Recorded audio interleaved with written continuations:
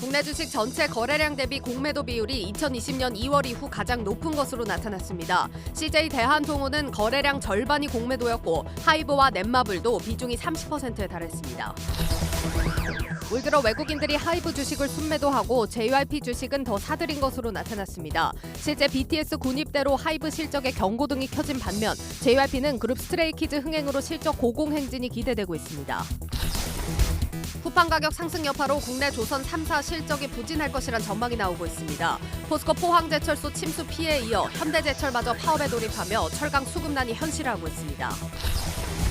중국 소비시장 둔화로 어려움을 겪고 있는 아모레퍼시픽이 현지 법인 내 부진한 판매 채널들에 대한 정리를 거의 마무리 지은 것으로 보입니다. 반면 북미 지역에서의 매출 증가율은 55%에 이를 것으로 추정돼 중국 의존도가 낮아지고 있다는 분석입니다.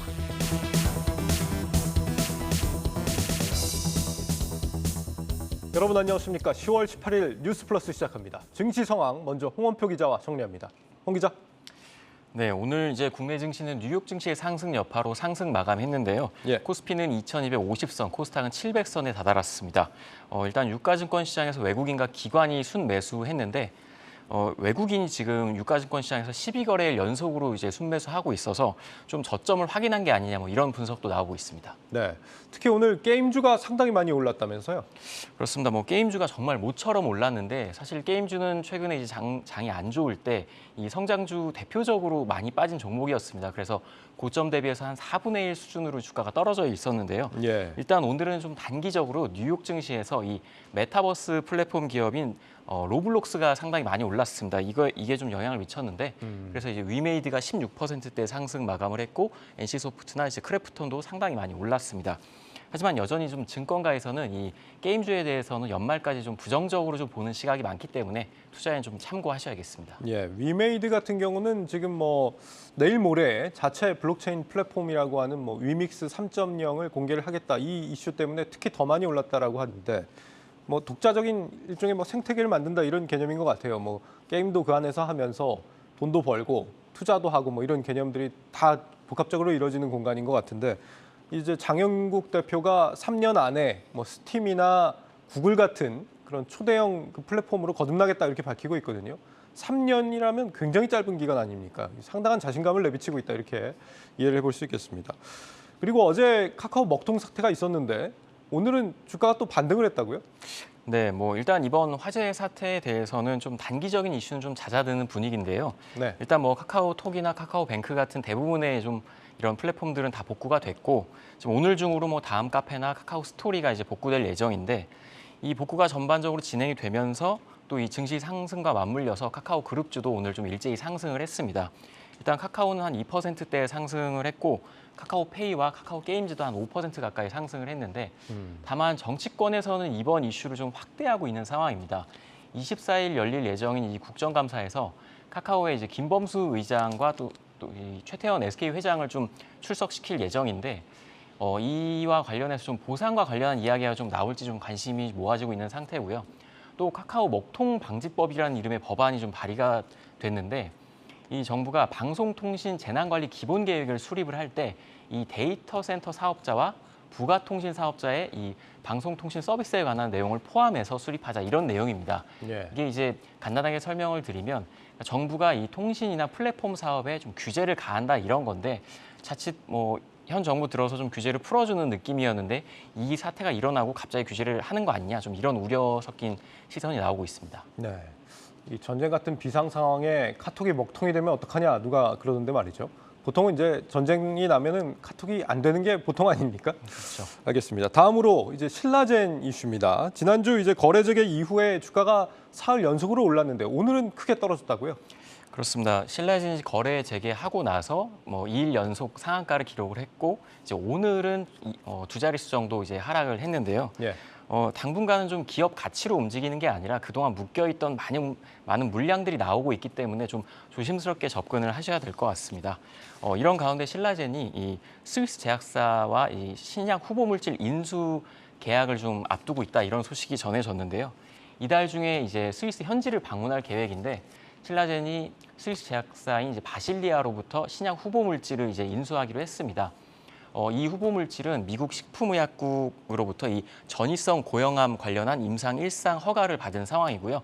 또 우리나라에서는 5대 병원에서 임상을 진행할 예정입니다. 일단 이번 회의에서 신라젠이 이번 이제 약물 개발의 전반적인 정보 그리고 세부 기술에 대한 인수인계가 이뤄질 것으로 보이고 이 작업을 좀 마무리를 할 건데 이 마무리가 되면 이 연구 개발 현황 그리고 미래 계획을 설명하는 자리를 마련하겠다 이렇게 신라젠 측이 밝혔습니다.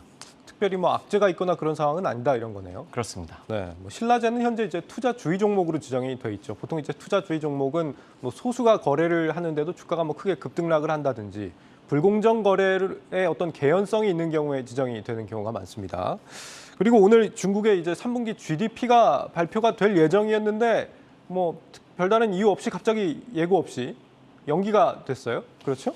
그렇습니다. 수치가 안 좋아서 공개를 좀 꺼린다 이런 해석이 나온다고요? 네, 일단 뭐 오늘 오전 10시에 발표할 예정이었는데 중국이 어떠한 설명도 없이 3분기 GDP를 이제 발표하지 않겠다 이렇게 밝혔습니다. 네. 뭐 이거 관련해서 외신들은 일단 뭐 GDP가 너무 안 좋게 나온 거 아니냐 이렇게 해석을 하고 있는데요. 일단 중국이 지난 16일 공산당 20차 당대회를 진행 중입니다. 이번 당대회에서는 시진핑 주석의 3연임 결정될 예정인데 3분기 경제 지표가 이제 안 좋게 나오면 이 당대회 분위기가 가라앉을 거다 이런 분석이 나와 있기 때문입니다. 그래서 뭐 얼마 정도로 예상이 되고 있습니까? 일단 뭐 한 1% 정도로 이제 예상을 하고 있는데요. 일단 중국의 올해 경제 성장률 목표가 이제 5.5%였는데 1분기에 4.8%였고 2분기에 이제 고작 0.4% 성장에 그쳤습니다. 그래서 네. 이와 좀 비슷한 수치가 아니겠느냐 이렇게 좀 해석하는 분위기도 이제 있습니다. 그렇군요. 2017년 당대회 때는 GDP 발표를 그냥 했다고 하더라고요. 이게 뭐 시장 신뢰는 뒷전이고 본인 최측근만 좀 챙기고 있는 인사 문제를 다루고 있는 이런 시진핑의 모습 볼 수 있는데 시진핑이 2035년에 지금보다 뭐 경제 규모를 2배로 키워놓겠다 이렇게 목표를 내세웠지만 이런 시장 신뢰 수준으로는 쉽지 않을 거다 이런 예상도 충분히 가능할 것 같습니다. 마지막으로 내일 주목할 일정 알아보죠. 네, 내일은 일단 미국에서 주요 기업들의 좀 실적이 발표가 되는데요. 먼저 국내 증시에 좀 가장 영향을 줄 수 있는 넷플릭스의 실적이 발표가 됩니다. 이제 실적과 가입자 수 이제 추이가 좀 어떻게 나오는지 살펴보셔야 되고요. 또 투자은행인 골드만삭스 그리고 헬스케어의 존슨앤존슨, 항공에서 유나이티드 항공이 이제 다 우리나라에서도 이 각 섹터별로 좀 영향을 줄 수 있기 때문에 투자에 참고하셔야겠습니다. 네, 여기까지 듣겠습니다. 증시 프리즘 홍원표 기자였습니다.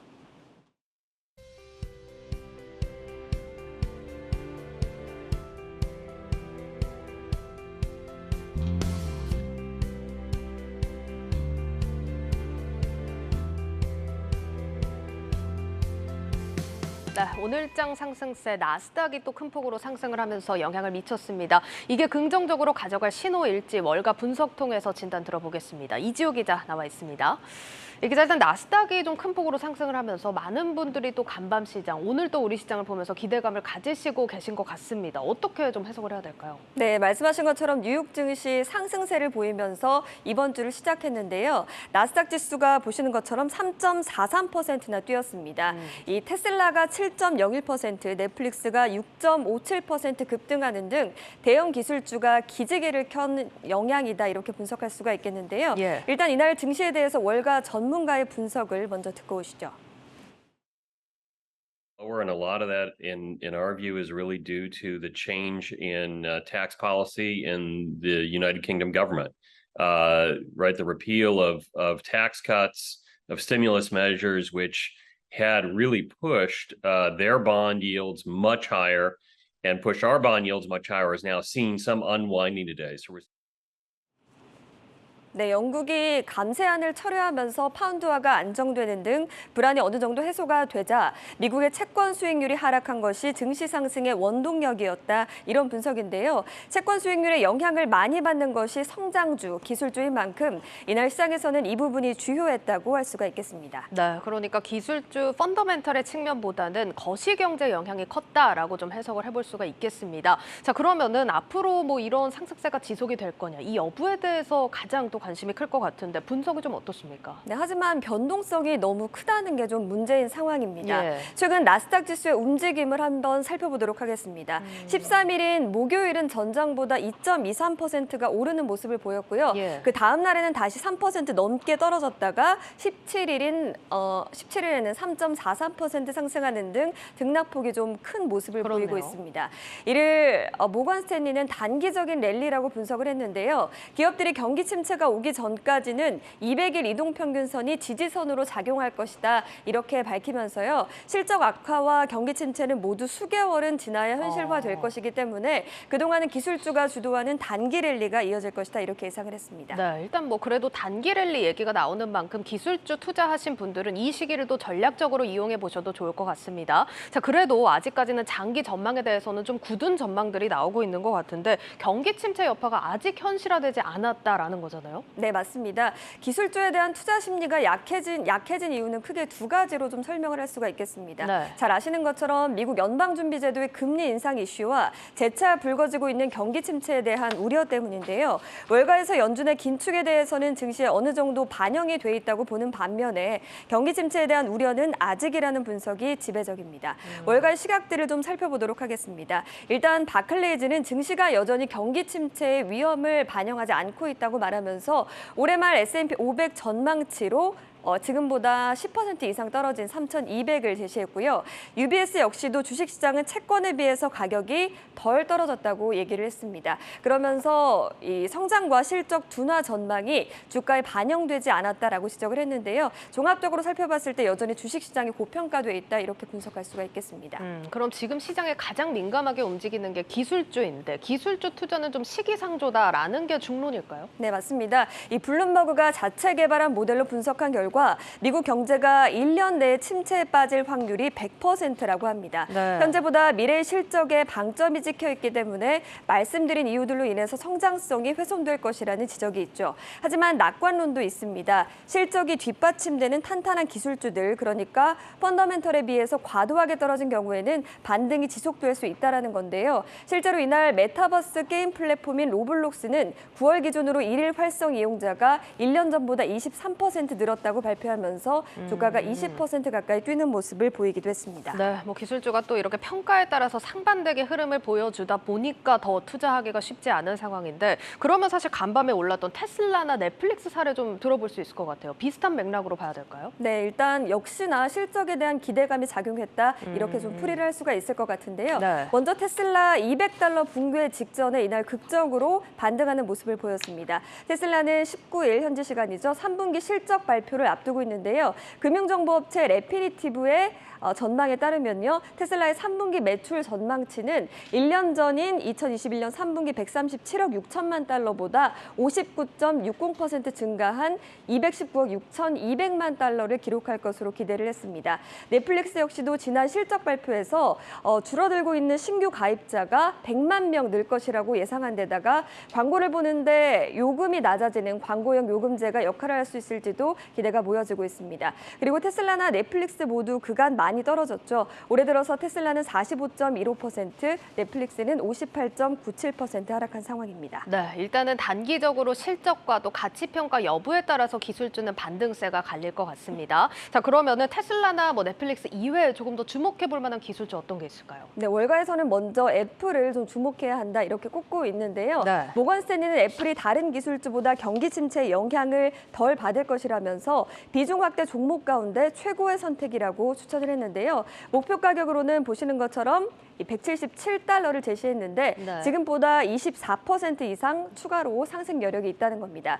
특히 애플이 브랜드 충성도가 높다는 점을 가장 강조했는데요. 그러면서 신제품과 시장 점유율 상승, 서비스 수익 증대, 증강 현실과 온라인 결제, 헬스케어 등에 대한 투자로 순풍을 느낄 것이다 이렇게 예상을 한 바 있습니다. 예. 또 다른 유망한 기술주로는 클라우드 플랫폼 플레어라는 기업이 있습니다. 웰스파고는 클라우드 서비스 업체인 클라우드 플레어에 대한 투자 의견을 비중 확대로 높이고요. 목표 주가를 $65로 제시를 했습니다. 올해 주가가 65% 하락한 클라우드 플레어가 매력적인 진입점에 들어섰다고 발표하면서 이 실적 발표에서 강력한 결과를 제시해서 경기 침체에도 탄력적임을 보여줄 것이다라고 덧붙였는데요. 실제로 사이버 보안에 대한 관심이 커진 가운데 클라우드 플레어가 제로 트러스트 솔루션으로 전환했다는 점이 경쟁력을 늘렸다는 평가입니다. 네, 뉴욕 증시 실적 기대를 받는 종목들 주목해 보시면 좋을 것 같습니다. 고웨스트 이지우 기자였습니다.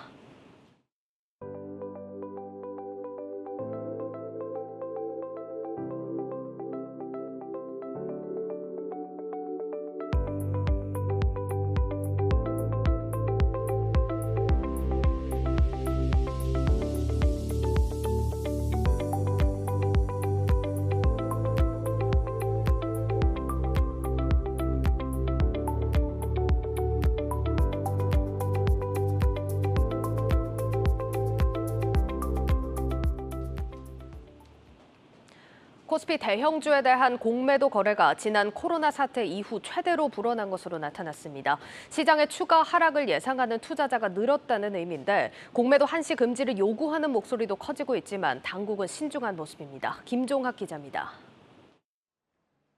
지난주 코스피 200 종목에 대한 공매도 비율이 10%를 넘겼습니다. 주간 단위 집계에서 공매도 비율이 11%로 2019년 5월과 팬데믹 쇼크 당시인 2020년 2월 이후 최대입니다. 거래 주식 100주 가운데 10주는 주가 하락을 예상해 빌려서 매도한 셈인데 이달 들어 이렇게 공매도 비중이 급증한 종목이 속출하고 있습니다. 지난 17일 기준으로 CJ 대한통운은 거래량의 53%가 공매도였고 한국콜마, 메리츠증권, 하이브, 넷마블, LG에너지솔루션 등 대형주 거래도 공매도 비중이 크게 늘었습니다.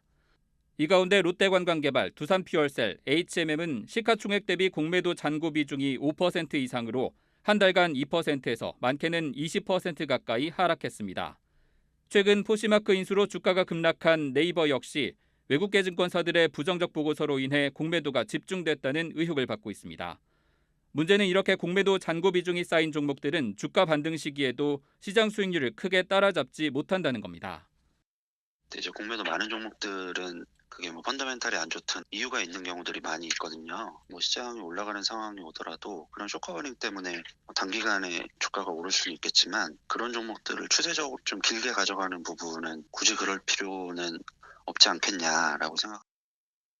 주가 급락이 이어지면서 지난해 5월부터 한시적으로 재개했던 코스피 200과 코스닥 150 종목의 공매도를 다시 금지하자는 목소리도 커지고 있습니다.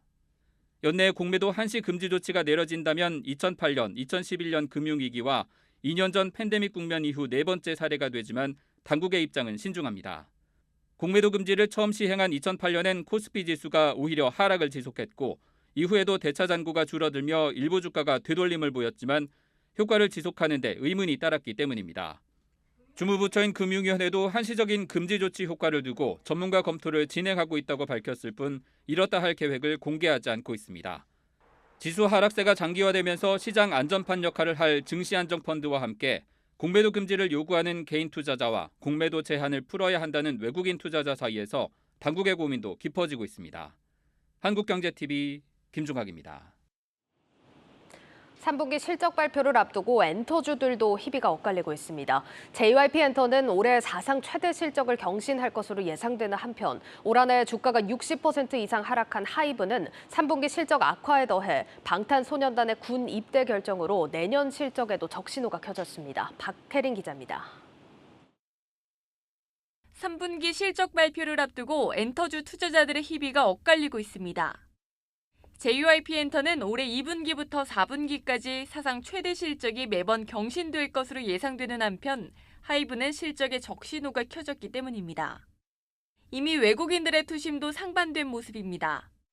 증권가에선 올 3분기 하이브의 영업이익이 전년 동기 대비 12%가량 하락한 것으로 추정하는 데다 소속 가수 방탄소년단의 군입대로 내년 실적 공백은 불가피할 것으로 예상하고 있습니다. BTS의 군입대 발표를 불확실성 해소로 해석하면서도 하이브의 목표 주가를 일제히 하향 조정하는 것도 이런 이유입니다. 방탄소년단이 군대를 가냐 마냐였는데 이게 해소가 됐다는 측면에서는 우선은 주가를 발목 잡았던 리스크가 해소됐다라고 보는 게 맞는 것 같아요. 실적은 내려갔지만 신사업이나 이런 걸 기대가 있다면 뭐 믿고 가는 것. 내가 이게 좀 불편하다 싶으면은 뭐 약간 단기 트레이딩 하는 거고 이런 식으로 접근을 하는 게 맞는 것 같아요. 오늘 주가 상승이 공매도 쇼트 커버링 물량 유입일 뿐이란 분석도 제기됩니다. 불확실한 거를 계속 때렸는데 어쨌든 불확실한 부분이 확실하게 안 좋은 걸로 된 거니까 여기서는 사실 더 숏을 해도 먹을 게 없거든요. 소위 말해서. 그래서 좀 커버를 하시는 것 같고요. 내년에 감익을 안 하는 건 아니니까요. BTS와 함께 화려하게 상징하며 개인 투자자들을 끌어모은 하이브. 2년 만에 경쟁사의 약진을 지켜봐야 하는 상황으로 뒤바뀌었습니다. 한국경제TV 박혜린입니다.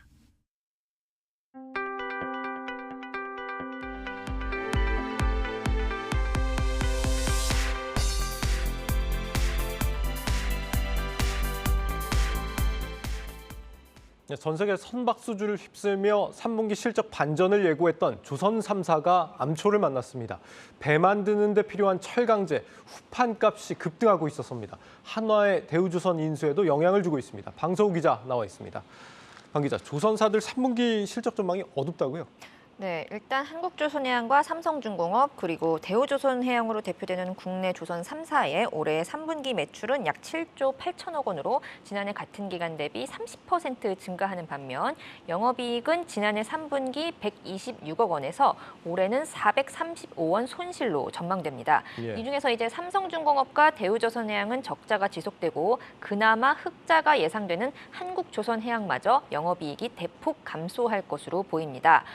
특히 이 영업이익과 손실의 경우 3개월 전에서 한 달 전, 그리고 현재 이렇게 좀 시간이 지날수록 실적 눈높이가 낮아지고 있다는 데 문제가 있습니다. 전문가들은 이에 대해서 좀 후판 가격 인상과 그에 따른 마진 훼손 우려가 반영됐기 때문이라고 설명을 하는데요. 이 후판이라는 게 이제 두께 6mm 이상의 선박용 철강제를 말합니다. 이제 선박 제조 원가의 한 20% 이상을 차지하는 만큼 굉장히 수익성을 좌우하는 요인인데요.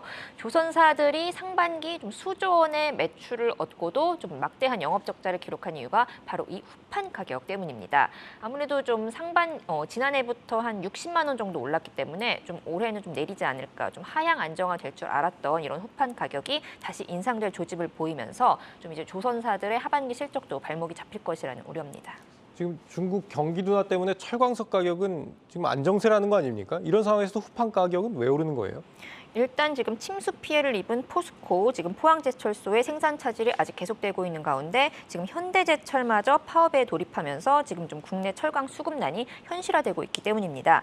일단 지금 조선 3사, 국내 조선 3사가 보유한 후판 재고가 한 2달치 정도입니다. 바꿔 말하면 다음 달 말부터, 빠르면 정말 다음 달 말부터 재고가 동날 수도 있다는 소리거든요. 상황이 이렇게 되니까 이 조선사들과 지금 철강사들의 하반기 후판 가격 협상에서도 조선사들이 좀 불리해진 상황입니다. 일단 지난해 철광석 가격이 좀 강세를 보이면서 이제 후판 가격이 톤당 한 120만 원까지 올랐었는데 올해 3월 이후 철광석 가격이 다시 하락세에 접어들자 이 후판 가격도 톤당 90만 원까지 낮아지는 분위기였습니다. 이에 따라서 조선사들도 지금 3분기부터는 좀 큰 폭의 실적 개선을 이룰 것이라는 전망이 나왔었는데 바로 그 시점에 포항제철소가 침수 피해를 입고 현대제철소 노조 파업까지 겹친 겁니다. 이런 상황들을 종합해서 이제 업계에서는 하반기 후판 가격이 한 톤당 125만 원까지 오를 수 있다고 봤습니다. 일단 단순히 좀 5만 원이 뭐 적다 이렇게 생각하실 수도 있는데 이 후판 가격이 5만 원이 오르면 조선업계의 원가 부담은 연간 3천억 원 늘어나는 것으로 알려진 만큼 굉장히 지금 노심초사하는 분위기입니다. 5만 원이 3천억 부담으로 이어진다. 예민할 수밖에 없겠습니다. 그런데 이 후판 가격이 기존에 수주를 받았던 그 물량에도 영향을 준다라면서요. 이건 어떤 얘기입니까? 일단 후판 가격이 오르면 당장 그 분기뿐 아니라 향후 건조 물량 전체에 대한 예정 원가가 상승하기 때문에 조선사들은 지금 요 달라진 미세한 부분까지 모두 충당금으로 반영해야 됩니다. 그러니까 지금 뭐 후판 가격이 얼마 오른다 이렇게 정해지지 않고 지금처럼 좀 이제 좀 후판 가격이 오를 것 같다 이렇게 인상 조짐만 보여도 지금 예상 충당금을 미리 반영해야 되기 때문에 조선사 입장에서는 좀 굉장히 손실이 커지는 그런 구조고요. 그리고 지금 수주 말씀하셨는데 우리 조선사들의 수주가 급증한 시기가 지난 2020년 하반기부터입니다. 이 수주한 물량이 실적에 반영되기까지는 1년 6개월에서 3년까지 걸립니다. 따라서 좀 올해 하반기, 지금 올해 3분기 실적부터 좀 이게 실적에 반영이 되려면 지금 2년 전 들렸던 수주 소식들이 이제야 조금씩 반영되고 있는 시기라는 거죠. 예. 게다가 또 그 당시 좀 2년 전에 이런 수주 소식이 들렸던 요 계약들의 선가는 지금보다도 한 30% 낮은 가격에 이제 계약이 체결된 것이기 때문에 좀 아무리 이렇게 일감이 많아도 수익성 개선에는 한계가 있을 것이라는 지적이 나옵니다. 그렇군요. 자, 그리고 이렇게 뜻밖의 실적 악화 이슈가 터진 상황에서 대우조선 해양의 유력 인수자라고 할 수 있는 한화에게도 악재가 될 수 있다라면서요? 사실 한화가 지난 2008년에 이미 대우조선 해양 인수를 추진했었습니다. 그때 인수 대금이 한 6조 3천억 원인 것을 감안하면 현재 이제 인수 가격인 2조 원은 정말 뭐 굉장히 싸게 산 걸로 보이죠. 네. 그럼에도 불구하고 지금 2조 원, 요 2조 원의 인수 의사를 밝힌 곳이 오로지 하나뿐이었다는 겁니다. 이를 두고 업계 안팎에서는 이 대우조선의 어떤 현재 시가총액과 좀 총체적인 부실 규모를 감안하면 한화가 결코 싸게 매입한 게 아니라고 이제 입을 모읍니다. 일단 지금 2조 원의 자금이 좀 이제 대우조선에 이제 투입이 되더라도 지금 현재 한 676% 정도인 이제 부채 비율이 2조 원의 자금이 흘러들어가도 한 295% 정도로 여전히 높은 상황이고 또 갚아야 할 차입금과 사채도 한 조 단위에 달하는 만큼 한화의 추가 자금 지원이 굉장히 불가피한 상황입니다. 한마디로 배보다 배꼽이 더 클 수가 있다는 거죠. 특히 이제 문제가 되는 게 지금 2조 3천억 원의 이제 영구채가 있는데요. 이 영구채라는 게 지금 부채로 만약에 이걸 대우조선 회계에서 이제 부채로 계산해 버리면 대우조선해양은 사실상 자본 잠식 상태인 겁니다. 그나마 이제 국제 회계 기준상 이거를 자본으로 잡고 있기 때문에 버티는 거지. 그리고 이제 이 영구채라는 게 어쨌든 비록 자본으로 분류가 되지만 이거를 회사가 오래 갖고 있으면 결국 나중에 다 이자 부담으로 돌아오기 때문에 이게 오래 갖고 있어봤자 좋은 게 아닙니다.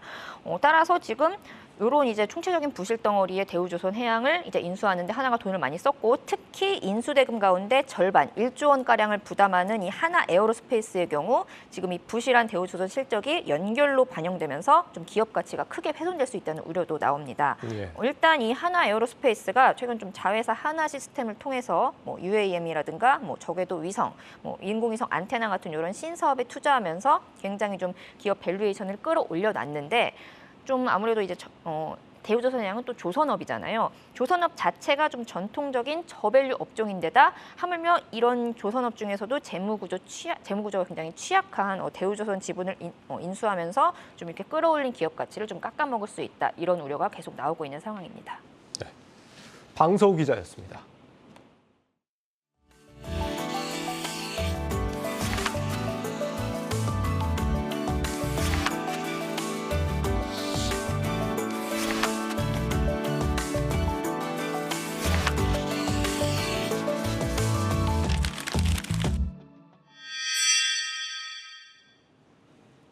올 3분기 현대차와 기아의 사상 최대 실적 경신 기대하기 어렵게 됐습니다. 현대차 그룹이 3분기 총 3조 원 규모 판매 보증 충당금을 적용하기로 했습니다. 판매 보증 충당금은 리콜처럼 미래에 있을 우발성 부채를 미리 적립해두는 걸 말합니다. 취재 기자 연결합니다. 신재근 기자 전해주시죠. 네, 현대차와 기아가 세타 엔진 품질 비용과 관련해 총 3조 원 규모의 충당금을 3분기 실적에 반영하기로 했습니다. 현대차는 1조 4천억 원, 기아는 1조 5천억 원의 품질 개선 비용을 3분기에 미리 털겠다는 것입니다. 앞서 두 회사는 2년 전 세타2 GDI 엔진 품질 비용과 관련해 3조 4천억 원의 충당금을 적용하며 740만 대에 달하는 차량을 품질 개선 대상에 넣었습니다. 세타2 GDI 엔진을 사용하는 2011년에서 2018년식 소나타와 산타페, 소렌토 등이 해당됩니다. 하지만 반도체 대란으로 중고차 사용 연수가 늘었고 당시 추정했던 것보다 엔진 교환율이 높아져 추가로 품질 비용을 반영하게 됐다고 현대차는 설명했습니다. 올해 들어 환율이 급등해 부품 구매 비용 등이 증가한 점도 품질 비용이 추가로 발생한 이유가 됐습니다. 업계에선 정의선 회장이 취임한 이후 품질 관련 문제를 이번 기회에 확실히 털고 가려는 의지로 보고 있습니다. 지난 2015년부터 지속적으로 문제가 된 세타 엔진 불확실성을 완전히 제거하는 한편 전동화 전환에 속도를 내겠다는 의지로 볼 필요가 있다는 것입니다. 특히 3분기 실적이 사상 최대로 예상되는 만큼 이번에 대규모 일회성 비용을 반영하자는 경영상 판단도 있었던 것으로 보입니다. 당초 두 회사는 3분기 환율 효과 등으로 사상 최대 실적이 전망됐는데요. 품질 비용을 반영하면 현대차는 1조 7천억 원, 기아는 1조 원 아래로 영업이익이 줄어들 것으로 예상됩니다. 현대차와 기아는 다음 주 3분기 실적을 발표합니다. 지금까지 뉴스 콘텐츠국에서 한국경제TV 신재근입니다. 정부가 국산화를 추진했던 소재 부품 장비 핵심 전략 기술 100개를 150개로 확대합니다. 반도체 패키징 기술 같은 첨단 미래 산업을 육성해 무역 적자 문제에 대응한다는 방침입니다. 전민정 기자입니다. 소부장 경쟁력을 키워야 한다는 목소리가 커진 건 일본과 무역 마찰이 빚어진 지난 2019년. 당시 정부는 일본 수출 규제에 대응 중심의 소부장 대책을 내놨고 반도체 공정 필수 소재인 불화수소 국산화에 성공하는 성과도 거뒀습니다. 하지만 대일 의존도가 역대 최저 수준으로 떨어진 대신 중국에 대한 의존도가 크게 늘면서 지난해엔 요소수 품귀 대란 사태로 산업계는 큰 피해를 입기도 했습니다. 정부가 기존의 소부장 정책에 근본적인 변화가 필요하다고 판단한 이유입니다.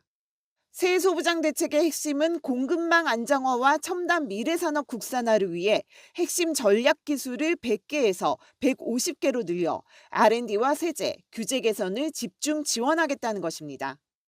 기존 6대 분야 100대 핵심 전략 기술을 바이오를 포함한 7대 분야 150대 핵심 전략 기술로 확대 중점 지원하겠습니다. 아울러 요소 등 중요도가 높은 범용품과 원소재도 소부장 공급망 안정 품목으로. 우선 반도체 분야에선 시스템 반도체 기술과 패키징, 증착 등 공정 기술을 핵심 전략 기술로 키우기로 했습니다. 현재 반도체 매출의 70% 이상을 차지하는 메모리 반도체 가격이 최근 고점 대비 30% 이상 급락하면서 반도체 산업이 위기를 맞고 있는 상황인 만큼 취약 분야인 시스템 반도체 분야와 최근 그 중요성이 커지고 있는 후공정 산업에서도 경쟁력을 확보하겠다는 구상인 겁니다. 디스플레이의 경우 현재의 주력 모델인 OLED 기술 중심에서 XR, 마이크로 LED와 같은 미래 차세대 디스플레이 기술로, 자동차는 내연차 기술 중심에서 차세대 와이어링 하네스와 같이 미래차에 필요한 핵심 기술로 지원이 확대됩니다. 정부가 이처럼 핵심 전략 기술 재편에 적극적으로 나선 건 경상수지 적자가 고착화되는 것을 막기 위한 의도도 있습니다. 고환율로 확대된 상품 수지 적자를 만회하기 위해선 소부장의 국산화를 통해 50%가 넘는 중간재 수입 비중을 낮춰 가격 리스크를 줄이고 국산 제품의 수출을 늘리는 것이 절실하기 때문입니다.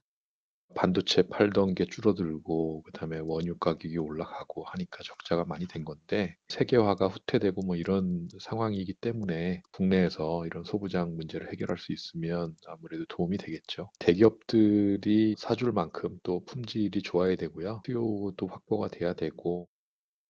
정부는 급변하는 글로벌 공급망 상황에 빠르게 대응하기 위해 이번에 선정한 핵심 전략 기술을 1년 주기로 재검토해 상시 재편에 나선다는 계획입니다. 한국경제TV 전민정입니다. 가상자산 인증평가를 강화해 투자자 보호에 나서야 한다는 목소리가 높아지고 있습니다. 다양한 기관들이 참여할 수 있게 하고 경쟁을 촉진해 제대로 된 평가를 독려해야 한다는 겁니다. 이민재 기자입니다. 지난 주말 카카오 데이터 관련 전산센터 화재로 일부 가상자산 거래소 거래 시스템 접속이 제한됐습니다. 이유는 이들 거래소가 카카오를 통한 인증 접속만을 허용했기 때문입니다. 이런 문제점은 이제 근본적으로 특정 업체에 너무 한쪽으로 편중돼 있다. 본인 인증이라든가 뭐 여러 가지 기술에서 보면 뭐 3개, 4개 정도에 계속 국한되어 있잖아요. 이런 부분을 좀 다원화시켜야죠. 그래야지 소비자들의 선택도 넓어지는 거고 독과점에 대한 이런 이슈가 상당히 사라질 것으로 보입니다. 이런 문제는 전산장애에만 국한된 게 아닙니다. 대표적으로 디지털 자산 관련 인증평가, 공시 등에서도 편중에 따른 쏠림 현상이 부각됩니다. 한국경제TV가 주최한 코레이팅 컨퍼런스 2022에서는 이런 현상이 가상자산, 정보 비대칭성을 낳고 있다는 우려가 제기됐습니다. 디지털 자산에 대한 정보 부족은 소비자 보호를 뒷걸음질 치게 만들고 신뢰에 악영향을 줘 산업 침체까지 야기시킬 수 있습니다. 디지털자산법에서 위험을 분산하고 부실을 막기 위한 가상자산 인증평가 다원화, 다변화 등이 잘 담겨 있어야 한다는 지적이 나오는 이유입니다. 테라루나 사태 이후에 투자자 보호 이제 이게 화두로 떠오르고 있잖아요. 근데 어떻게 보면 가장 중요한 것이 결국에는 공시와 평가라고 생각이 됩니다. 일종의 다양한 기관들이 나타나고 이 기관 사이에서의 경쟁 체제의 도입을 통해 가지고 제대로 된 적정한 평가 또 제대로 된 공시들이 이루어져서 보호에 좀 기여됐으면 좋겠다라는 생각을 개인적으로 가지고 있습니다. 현재 정부가 블록체인과 가상자산, 산업 육성, 소비자 보호를 위한 제도 관련 논의를 진행하면서 디지털자산법에 대한 윤곽이 점차 드러나고 있는 가운데 업계에서는 위험 관리를 위한 다원화 대책의 필요성에 대한 목소리가 갈수록 커지고 있습니다. 한국경제TV 이민재입니다.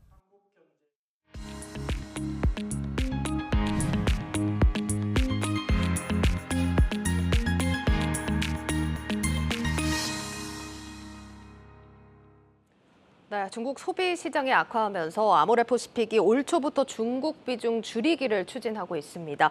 그런데 이 구조 조정 어느 정도 마무리 국면에 들어선 걸로 보입니다. 현재 상황 유통산업부 김유원 기자와 함께 짚어보도록 하겠습니다.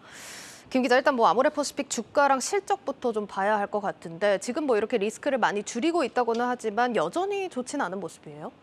네, 오늘은 이제 1.24% 반등해서 종가 98,100원을 기록했는데요. 예. 올해 초와 비교하면 41%가량 좀 하락한 수치입니다.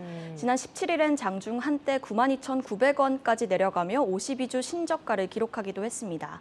올해 1, 2분기 실적도 부진했는데 3분기에도 이런 흐름이 좀 이어질 거란 전망이 우세합니다.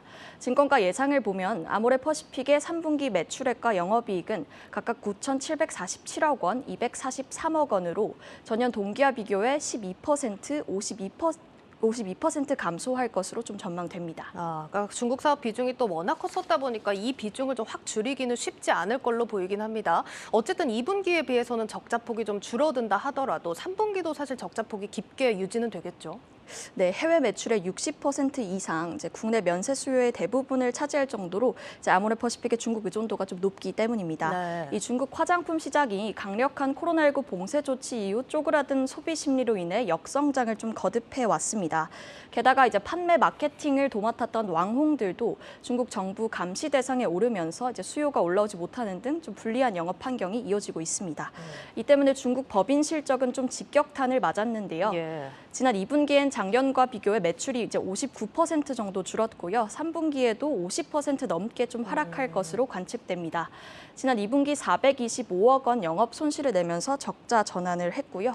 증권가에서는 올해 3분기에도 좀 적자가 지속될 것으로 좀 관측하고 있습니다. 네, 이런 상황이 지속이 되다 보니까 올 초부터 중국 사업에 대해서 좀 구조 조정을 단행을 시작한 건데 이게 기다려도 좀 회복이 되기는 완전히 회복되기는 어렵다 이렇게 보기 때문일까요?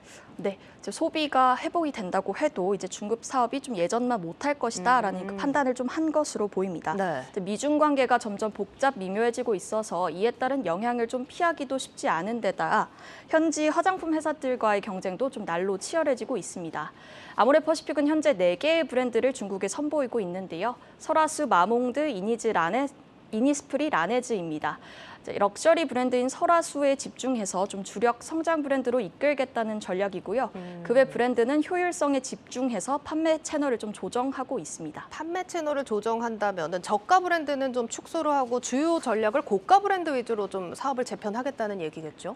네, 맞습니다. 여기에 이제 수익성이 떨어지는 오프라인 채널은 좀 축소를 하고 온라인 좀 판매 비중을 높인다는 것도 좀 한 축이라고 할 수 있습니다. 네. 중저가 브랜드 이니스프리의 경우에는 로드샵 위주의 오프라인 매장을 좀 대폭 줄이고 있고요.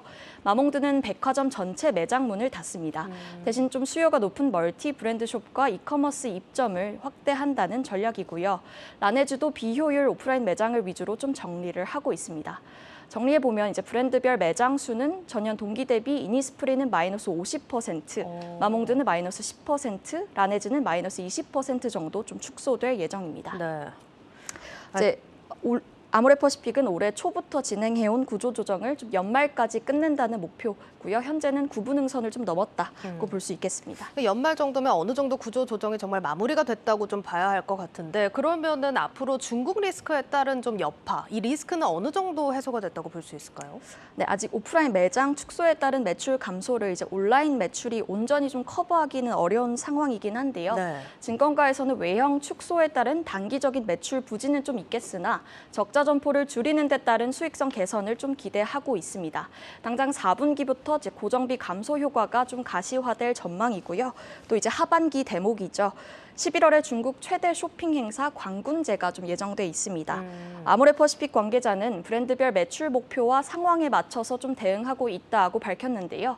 예전처럼 이제 공격적으로 좀 마케팅을 하기보다는 출혈을 최대한 좀 줄이는 방식으로 대응할 것으로 예상되고 있습니다. 네, 4분기부터는 그래도 이런 사업 재편의 효과를 기대해 볼 수 있다고 하니까 정말 다행인 소식입니다. 이게 아모레퍼시픽이 중국 의존도를 줄이는 동시에 사실 뭐 미국이나 유럽 이런 쪽에 또 해외 수출을 좀 늘려왔잖아요. 이런 쪽 사업은 어떤지도 궁금해요. 네, 올해 특히 이제 북미와 일본 지역에 좀 사업을 공격적으로 확장을 하고 있습니다. 네. 북미 사업은 오프라인은 세포라 매장, 온라인은 아마존 채널을 좀 대폭 강화를 했고요. 설화수는 올해 상반기에만 미국 내 세포라 매장 23곳에 신규 입점했습니다. 그리고 최근 미국 클린뷰티 브랜드 타타하퍼를 인수하기도 했는데요. 타타하퍼가 가지고 있는 기존의 오프라인 유통망을 활용해서 북미 사업을 좀 더 확장한다는 계획입니다. 라네즈도 올해 일본 온오프라인 채널에 공식 입점하면서 일본 시장 진출을 좀 본격화했습니다. 그러니까 이 전략이 좀 통해야 될 텐데 증권가에서 어떻게 보고 있습니까? 네, 지난 2분기에 이어서 북미와 유럽 사업은 호조세를 좀 이어올 것으로 전망이 됐습니다.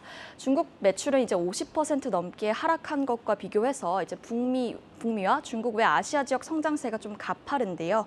특히 북미 사업이 좀 가장 큰 기대를 받고 있습니다. 설화수는 2010년, 라네즈는 2014년에 처음 미국 시장에 진출했는데요. 최근 아마존 유료 서비스 10년 동안 이제 판매 채널을 꾸준히 늘려오면서 영향력을 좀 키워왔습니다. 최근 아마존 유료 서비스 회원을 대상으로 열리는 최대 할인 행사에서는 라네즈가 뷰티 카테고리 랭킹 1위를 기록한 쾌거도 이뤘고요. 네.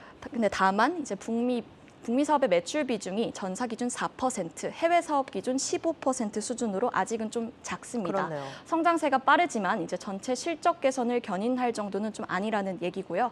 이제 증권가에선 북미 사업 비중이 두 자릿수 이상으로 좀 성장한다면 유의미한 주가 상승 모멘텀이 될 것이다라는 관측을 내놓고 있습니다. 네, 잘 들었습니다. 유통산업부 김예원 기자였습니다.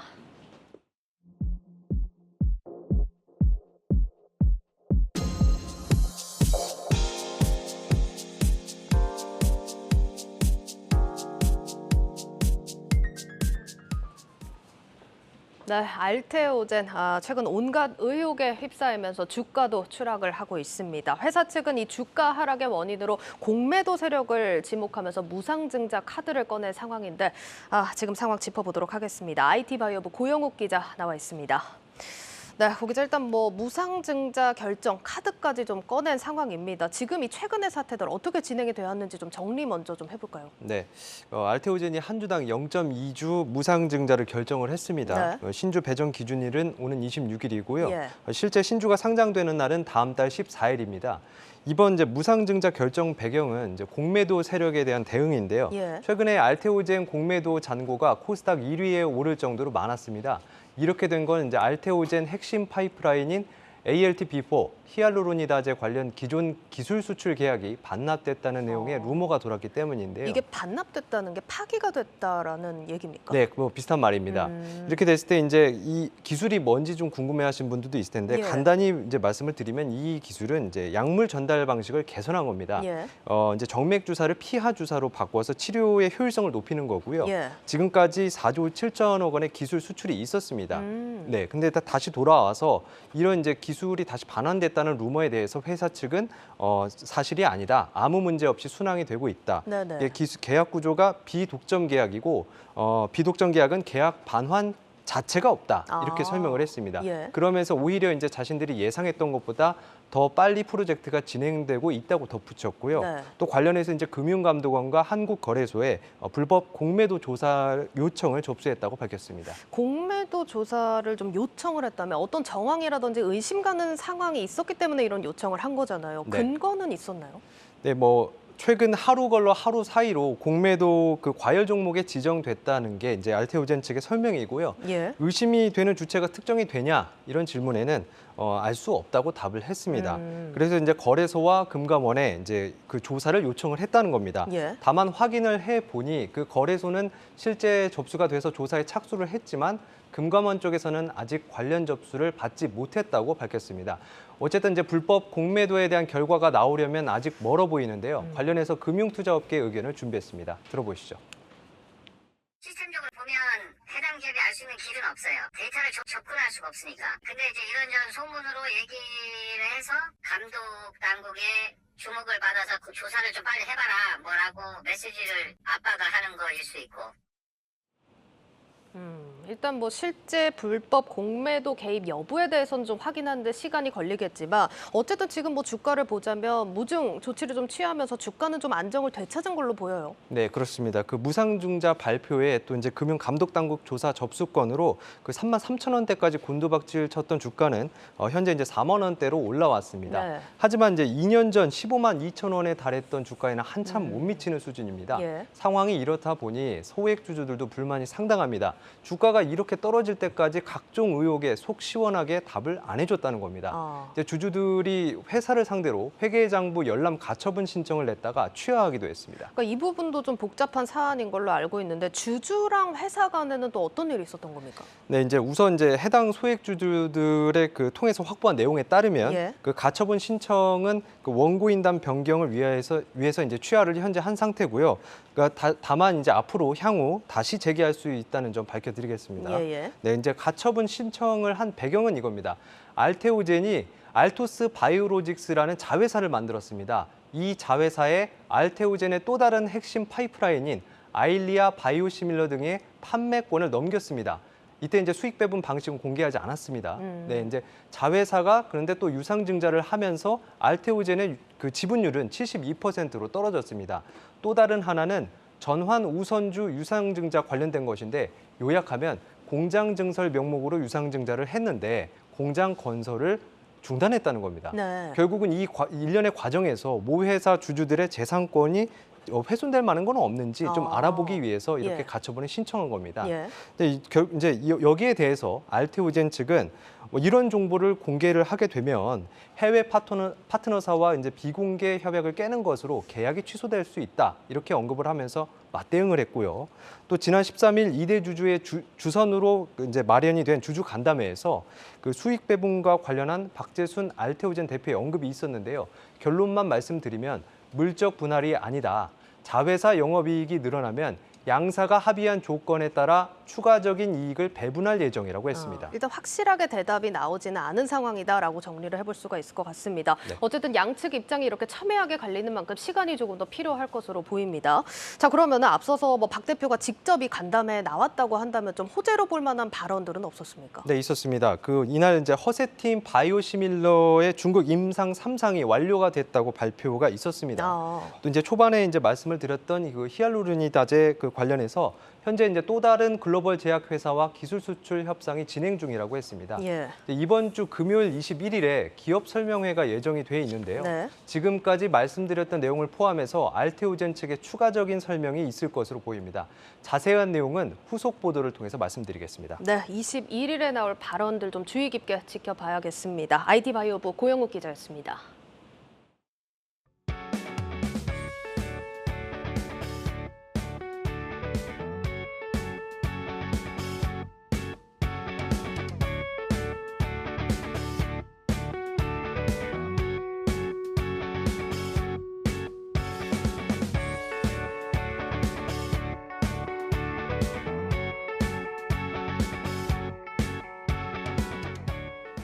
네, 일자 한국경제신문 미리 살펴봅니다. 첫 번째 기사입니다. 포스코 케미칼이 제너럴 모터스에 이어 미국 양대 자동차 업체인 포드에 수십조 원 규모의 양극재 공급을 추진한다는 기사입니다. 미 인플레 감축법 시행을 앞두고 공급망 다변화를 위한 포드 측 요청에 따른 조치라고 합니다. 포스코 케미칼은 2차 전지 배터리 4대 핵심 소재 가운데 양극재와 음극재를 동시에 생산하는 국내 유일한 업체입니다. 포스코 케미칼은 포드와 10년가량 장기 공급 계약을 맺는 방안을 적극 추진하고 있다고 합니다. 앞서 GM과 3년간 13조 7천억 원 규모의 양극재 공급 계약을 맺은 점을 감안할 때 이 10년 계약의 공급 규모는 수십조 원에 달할 것으로 추정됩니다. 포스코 케미칼이 포드와 SK온의 배터리 합작사 블루오벌 SK의 양극재를 공급하는 방식이 될 것이라는 소식입니다. 다음으로 LG화학이 미국 나스닥에 상장된 바이오 벤처 아베오 파마슈티컬스를 우리 돈 8천억 원에 인수한다는 기사입니다. 아베오는 세계 제약 바이오 산업 중심지인 미국 보스턴에 본사를 둔 혁신 바이오 벤처로 신장암 치료제 포티브다가 미 FDA 허가를 받으며 성장의 발판을 마련했습니다. 이번 인수는 LG화학의 신약 개발 사업 역사상 최대 규모로 인수는 3에서 6개월 안에 모두 마무리된다고 합니다. 이 치료제 포티브다의 매출은 올해 1,500억 원, 5년 후에는 5천억 원에 이를 거란 전망이 나오는데 아베오는 그 외에도 임상 단계에 있는 항암 파이프라인을 3개 더 가지고 있다는 소식까지 전해드리겠습니다. 뉴스플러스를 마치겠습니다. 여러분 고맙습니다.